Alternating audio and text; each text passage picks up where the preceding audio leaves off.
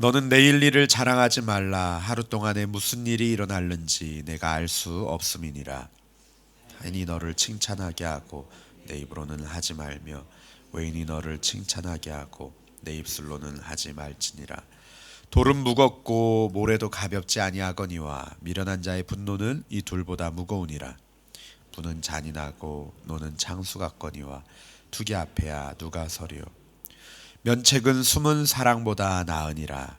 친구의 아픈 책망은 충직으로 말미암는 것이나 원수의 잦은 입맞춤은 거짓에서 난 것이니라. 배부른 자는 꿀이라도 싫어하고 줄인 자에게는 쓴 것이라도 다니라. 고향을 떠나 유리하는 사람은 보금자리를 떠나 떠노는 새와 같으니라. 기름과 향이 사람의 마음을 즐겁게 하나니 친구의 충성된 권고가 이와 같이 아름다우니라. 내 친구와 내 아비의 친구를 버리지 말며 내 환난 날에 형제 집에 들어가지 말지어다. 가까운 이웃이 먼 형제보다 나으니라. 내 아들아 지혜를 얻고 내 마음을 기쁘게 하라. 그리하면 나를 비방하는 자에게 내가 대답할 수 있으리라. 슬기로운 자는 재앙을 보면 숨어 피하여도 어리석은 자들은 나가다가 해를 받느니라. 함께 읽겠습니다. 타인을 위하여 보증 선자의 옷을 취하라. 외인들을 위하여 보증 선자는 그의 몸을 볼모 잡을지니라. 아멘. 우리 그리스도인들은 일상 속에서 매일의 삶 속에서 하나님의 나라를 경험하고 또 이루어갑니다. 평범한 일상을 지혜롭게 살아가기 위해서는 우리에게 분별력이 필요합니다. 눈에 보이는 것이 전부가 아니고 또 우리의 귀로 듣는 것이 다 사실이 아니기 때문이죠. 오늘 함께 읽은 잠언은 지금 당장 눈앞의 일로 자랑하는 어리석음을 경계하고 또 쓴소리를 할 수 있는 참된 친구와의 진실한 우정에 대해서 말씀을 합니다. 먼저 1절, 2절 말씀은 각각 내일 일을 자랑하지 말아라. 또 그리고 스스로 자랑하지 말아라 라고 말씀을 합니다. 우리가 미래를 예측할 수는 있지만 예측대로 다 이루어지지는 않습니다.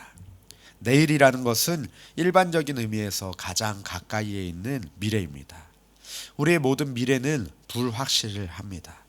어떤 예기치 않은 일이 발생할지 모릅니다. 그렇기 때문에 내일 일을 미리 자랑하지 말라라고 말씀을 합니다.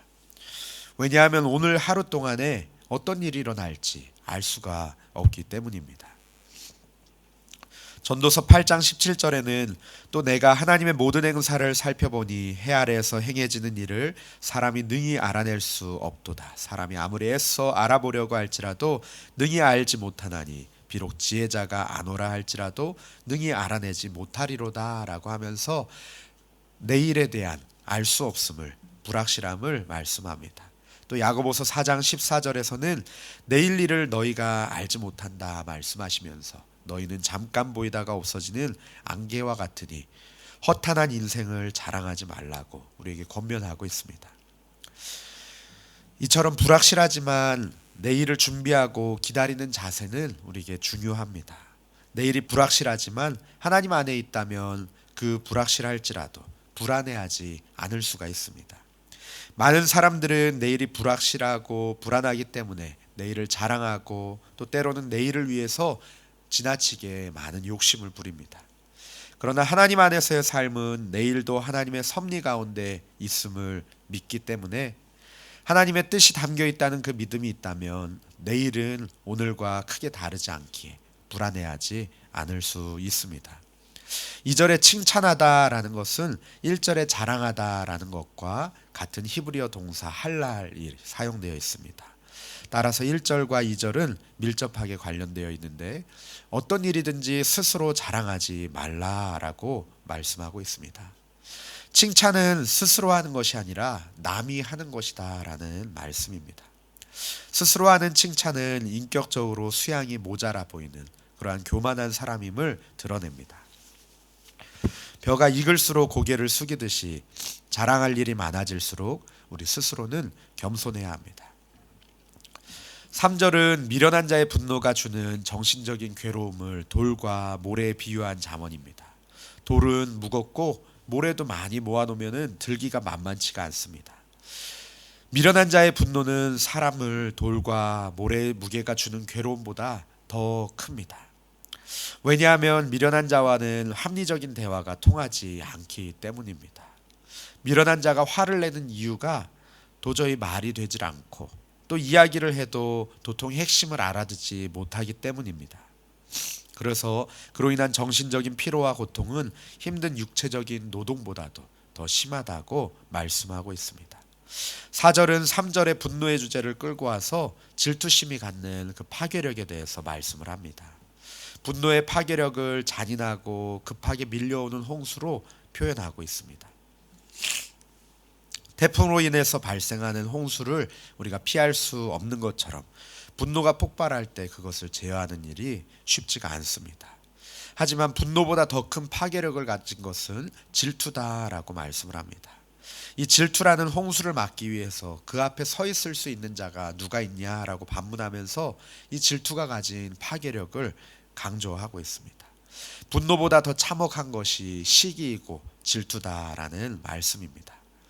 질투라고 번역된 이 히브리어 키나라는 것은 열정 그리고 또 정열을 의미하기도 하는데, 그렇기 때문에 우리들은 우리의 삶의 열정과 정열 가운데에서 이것이 혹시라도 파괴적인 질투로 향하는 그런 마음이 가지고 있지는 않은지 늘 살피고 주의해야 할 것입니다. 또 5절, 6절, 9절, 10절 말씀은 친구와 또 우정에 대해서 이야기하고 있습니다.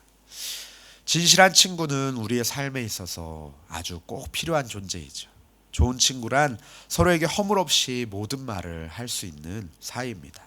서로를 비추어 보고 서로에게 도움이 되는 관계입니다.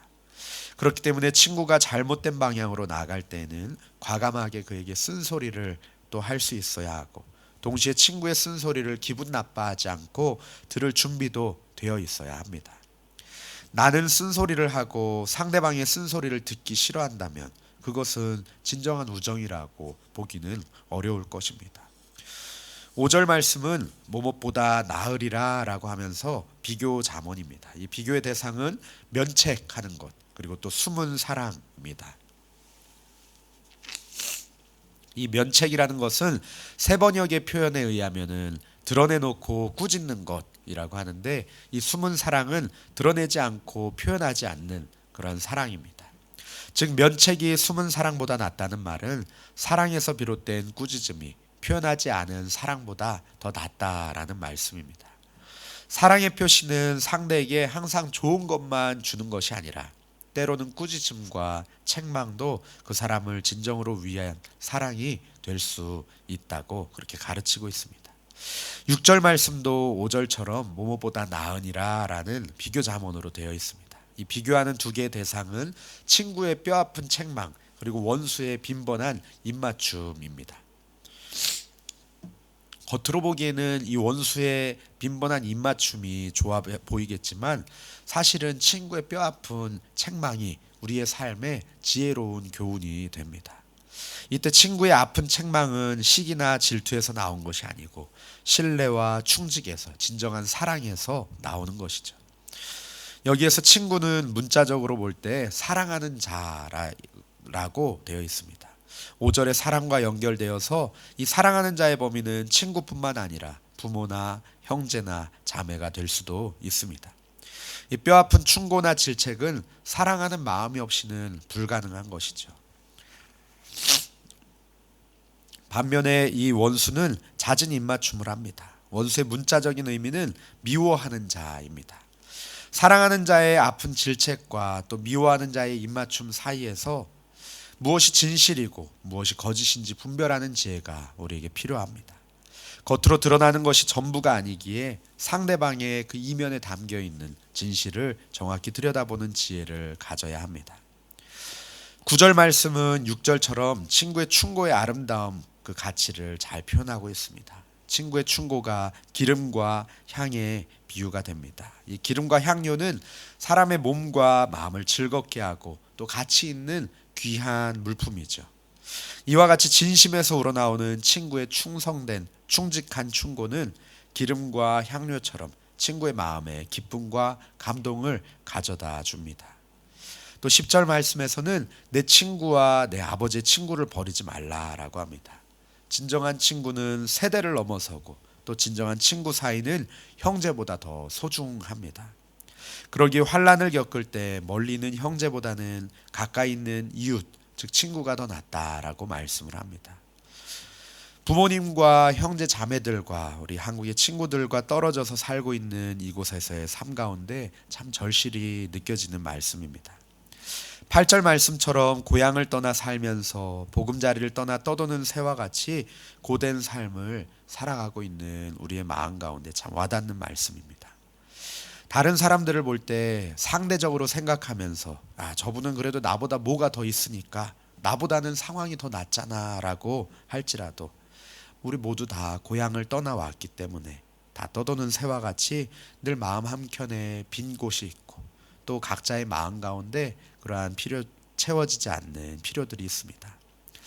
배부른 자는 꿀도 싫지만 줄인 자에게는 쓴 것이라도 단 것처럼 이 떠도는 새와 같은 이민 생활 중에 받는 작은 친절과 또 작은 사랑은 아주 크게 다가옵니다.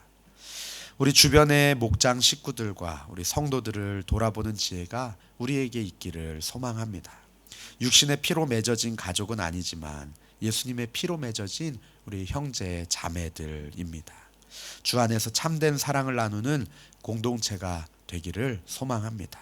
더 나아가서 우리 이웃들과 또 우리 주변의 사람들에게 참된 친구가 되어서 주님의 사랑을 나누는 삶을 살기를 소망합니다. 11절 말씀에는 내 아들아 라고 부르면서 지혜자가 다시 아들에게 지혜를 얻을 것을 일깨우고 있습니다. 자녀가 지혜로우면 부모의 기쁨이 되죠.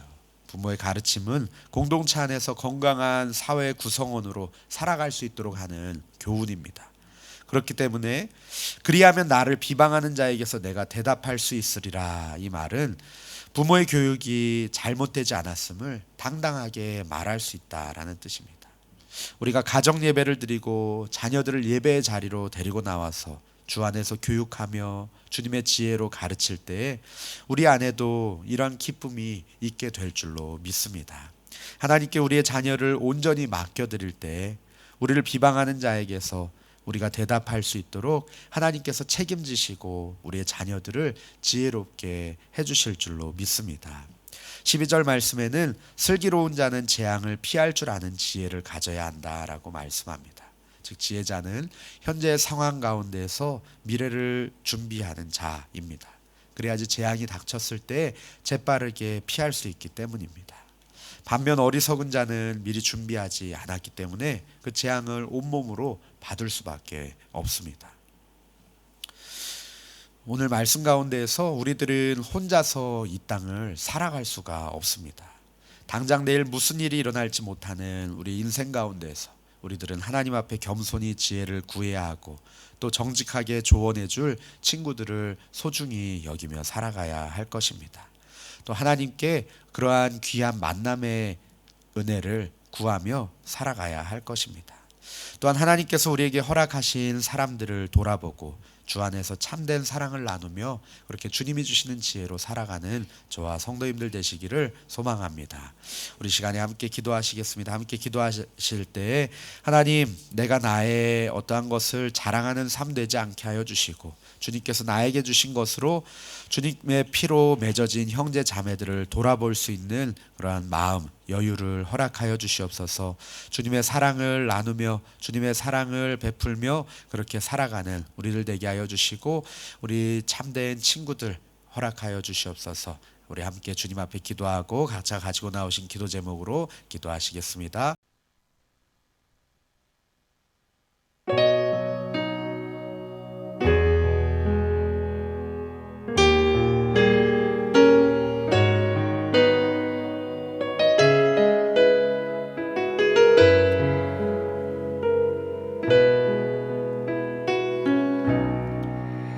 나 같은 사람도 사랑하시나요? 너무 크고 아름다운 그 사랑, 그 사랑 내 맘 넘치니 나도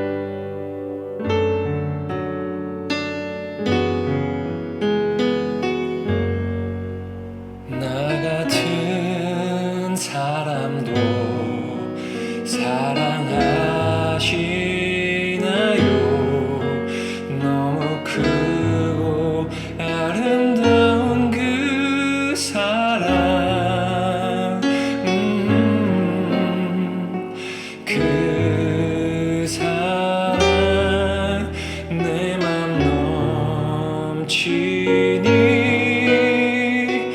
나 더욱 주 사랑하리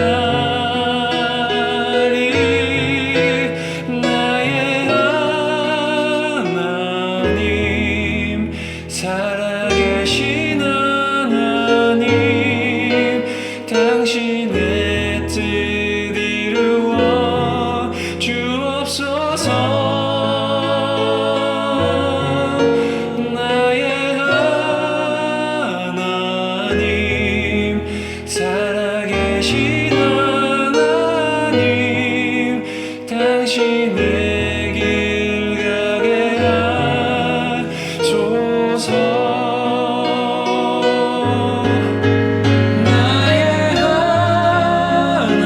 하나님 살아계신 하나님 당신의 뜻 이루어 주옵소서 나의 하나님 살아계신 하나님 당신의 길 가게 하소서 당신